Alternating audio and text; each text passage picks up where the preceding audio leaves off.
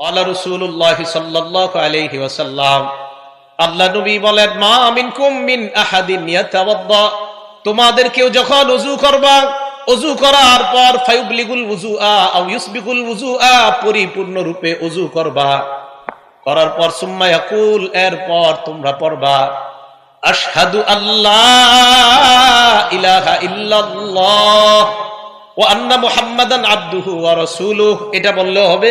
আর আপনারা যেটা পারেন ওয়া আশহাদু আন্না মুহাম্মাদান আবদুহু ওয়া রাসূলুহু, এটা পড়লেও হবে। এরপর পড়বেন আল্লাহুম্মা জাআলনি মিনাত তাওয়াবিনা ওয়া জাআলনি মিনাল মুতাতাহহিরিন। নবীজি বলেন, ইল্লা ফুতিহাত লাহু আবওয়াবুল জান্নাতিস সামানিয়া, এই দোয়াটা কালিমায়ে শাহাদাত পড়তে দেরি সাথে সাথে আল্লাহর জান্নাতের 8টা দরজা খুলে দাও। নবীজি বলেন, ইয়াদখুলু মিন আইয়িহা শাহ, সে যেই দরজা দিয়ে মন চায় ওই দরজা দিয়ে জান্নাতে প্রবেশ করবে। এখন ওযু করার সাথে সাথে আপনি আরেকটা আমল করতে পারেন, যে আমল করার কারণে নবীজি হযরত বেলাল রাদিয়াল্লাহু তাআলা আনহুর পায়ের জুতার আওয়াজ আরশে গিয়ে শুনতে পেয়েছে। দলিল সহিহ বুখারী 1098 নাম্বার হাদিস। রাসূল আকরাম সাল্লাল্লাহু আলাইহি সাল্লাম বেলাল রাদিয়াল্লাহু তাআলা আনহুকে বললেন, বেলাল, আমি তোমার কাছে একটা বিষয় জানতে চাই। হযরত বেলাল কয়, হুজুর আপনি আমারে কি জিজ্ঞাসা করবেন? নবীজি বললেন, বেলাল হাদিসনি বিআরজা আমালিন আমিলতাহু ফিল ইসলাম, বেলাল এমন কি আমল তুমি করো আশাব্যঞ্জক আমল, এই আমলের ব্যাপারটা তোমার কাছে জানতে চাই। ফাইন্নী সামিআতু দাফানা আলাইকা বাইনা ইয়াদাইয়া ফিল জান্নাহ, আমি জান্নাতে তোমার পায়ের জুতার আওয়াজ শুনতে পাইছি।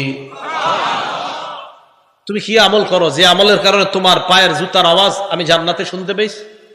হযরত বেলাল কয়, ইয়া রাসূলুল্লাহ, এমন আশাব্যঞ্জক আমল আমার জানা নাই, তবে হুজুর একটা আমল আমি করি।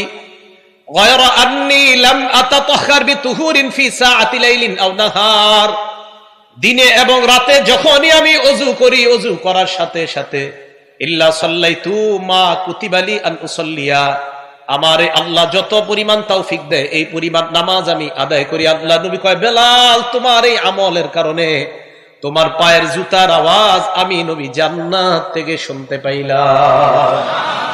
তাহিয়াতুল ওযু বলে, কি বলে? ওযু করার পর 2 রাকাত নামাজ আদায় করা। আচ্ছা, এবার ওযু করলেন, ওযু করার পর মসজিদে আসবেন। কোথায় আসবেন বলেন? মসজিদে আসবেন। আসার সময় কি করবেন?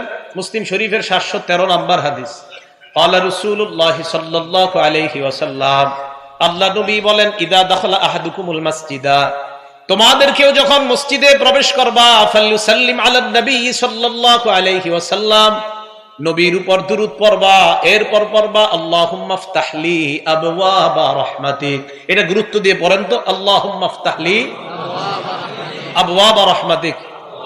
প্রত্যেক মসজিদের দরজায় লেখা আছে, এরপরে পড়ে না। আচ্ছা, একটু ভাবেন তো, যখন আপনি মসজিদের দরজা দিয়ে ঢুকতেছেন আর পড়লেন আল্লাহুম্মা ইফতাহলি আবওয়াবা রাহমাতিক, আল্লাহ আপনার রহমতের দরজাগুলো আমার জন্য খুলে দেন, ঘটনাচক্রে যদি ওই মুহূর্তে আপনার দোয়া আল্লাহ কবুল করে ফেলে,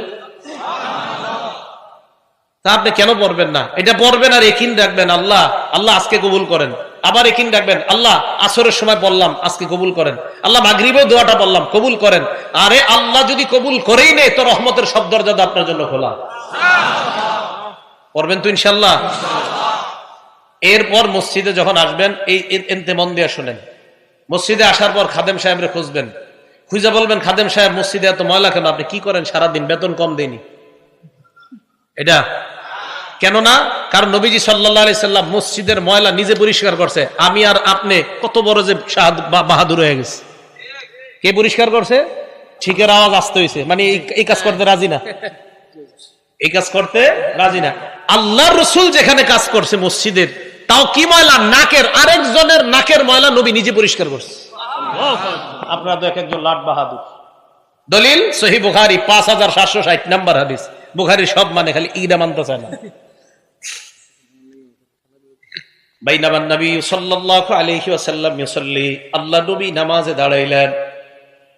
নামাজে দাঁড়ানোর পর রাআ ফি কিবলাতিল মসজিদি নুখামা, মসজিদের কিবলার মধ্যে সামনের দেয়ালের মধ্যে আল্লাহ নবী দেখলেন নাকের ময়লা দেখা যায়।